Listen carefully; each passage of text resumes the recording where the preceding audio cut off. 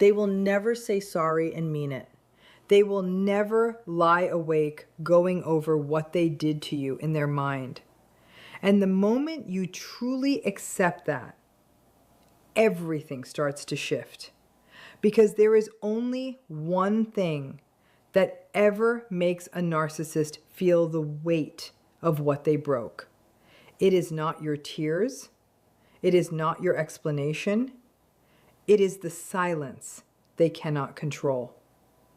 If you have ever begged someone to understand the damage they caused you and watch them look at you like you were the problem, you already know this feeling. What I am about to explain will change the way you see every interaction you have with them from now on. A narcissist's relationships are not built around real connection, not in the way most people experience closeness.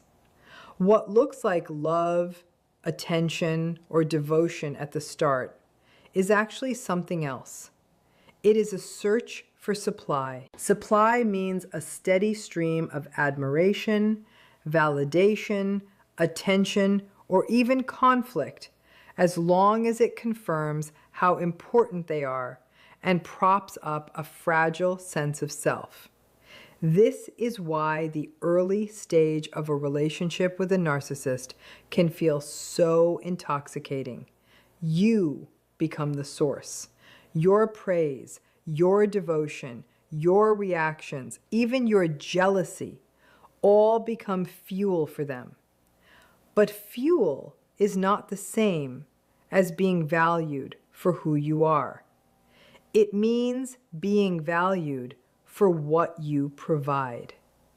Once that supply becomes harder to get, once it becomes inconsistent, or once you start setting boundaries, asking for accountability, or simply existing as a full person with your own needs, the warmth fades. It does not fade because love was lost.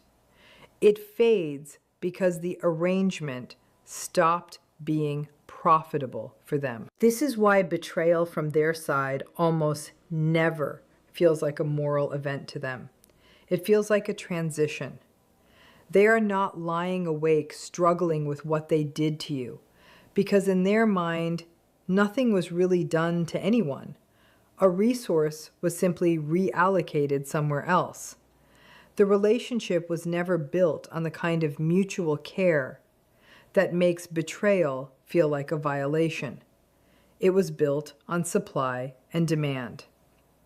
This is also why trying to appeal to their conscience so often fails. You are asking them to feel guilt over breaking a bond they never experienced as a real bond in the first place. To them, it was a system that worked until it stopped working. And now they are already looking for the next one. Remorse is not a switch that a person flips just by deciding to be good. It is the result of a very specific internal process. First, the ability to imagine what another person is actually feeling inside. Then, letting that imagined pain register as something real. And finally, feeling a genuine pull to repair the harm, even when no one else is watching.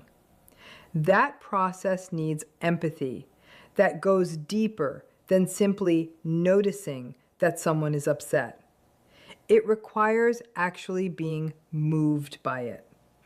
In narcissistic personality patterns, that capacity is underdeveloped. It is not always absent in performance, but it is absent in function. A narcissist can often tell that someone is hurt. They can even copy the language of remorse quite convincingly, especially when performing concern benefits them in that moment. But the real experience of guilt, the kind that disrupts your sleep, makes you replay your own actions, and genuinely reshapes your future behavior requires a level of self-reflection that threatens their entire psychological structure.